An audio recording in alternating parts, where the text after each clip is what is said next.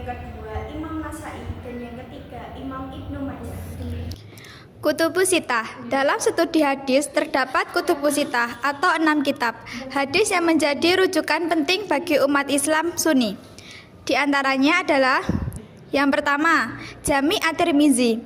Kitab ini disusun oleh Imam at-Tirmizi, salah satu kitab utama dalam Kutubus Sittah. Karakteristiknya, yang pertama, terdiri dari 50 bab dan 3.956 hadis. Isinya mencakup 8 pokok bahasan hukum.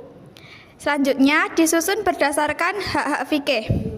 Selanjutnya memuat berbagai permasalahan pokok agama. Keistimewaan yang pertama itu menjelaskan tentang isnad atau sandaran hadis dan komentar-komentar dari para imam mazhab.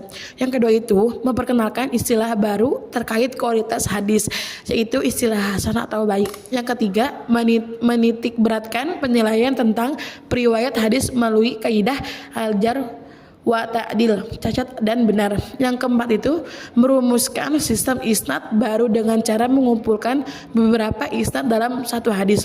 Kitab Jami' at-Tirmizi terdiri dari 5 juz, 2376 bab dan 3956 hadis.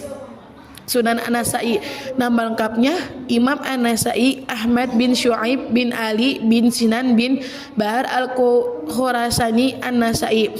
Metode penyusunan kitab yang pertama itu disusun berdasarkan bab-bab fikih, dimulai dari kitab-kitab Taharah hingga Al-Syirabah. Yang kedua itu memperhatikan sanad dan kualitas hadis, hanya meriwayatkan dari perawi yang terpercaya. Yang ketiga itu menyertakan penjelasan tentang ilat hadis dan kritik terhadap perawi yang lemah. Selanjutnya, ciri khas dari Imam An-Nasai itu memuat hadis-hadis yang dianggap sahih dan menghindari hadis yang lemah. Yang kedua, itu menyediakan penjelasan mendalam tentang beberapa hadis yang saling bertentangan. Terus, yang selanjutnya itu karya-karya Imam An-Nasai. Itu ada 4. Yang pertama itu Sunan Al-Kubra yang berisi tentang 11.000 hadis. Yang kedua itu Sunan As-Sughra atau Al-Mujtaba. Ringkasan dari susunan Al-Kubra yang berisi 5.758 hadis. Terus yang ketiga itu kitab Al-Khosais. Itu mengupas tentang perjalanan keutamaan para sahabat Nabi. Terus yang terakhir itu kitab Al-Manasik yang berisi tentang tata cara haji dan umroh. Selanjutnya membahas tentang Ibnu Majah. Nama lengkap dari Ibnu Majah itu Muhammad bin Yazid bin Majah al-Qazwini.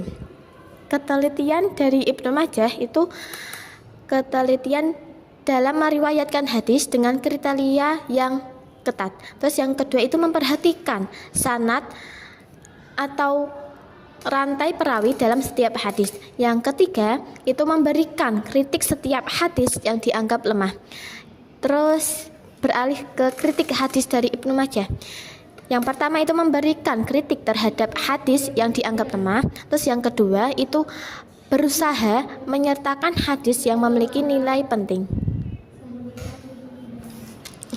Yang kemudian, ciri khas dari Ibnu Majah. Yang pertama, kriteria pemilihan yang ketat. Yang kedua, struktur yang sistematis. Yang ketiga, banyak hadis yang tidak ditemukan dalam kitab lain seperti Sahih Bukhari dan Sahih Muslim. Yang kemudian, keunggulan dari Ibnu Majah. Yang pertama, menjadi rujukan penting bagi ulama dan penuntut ilmu.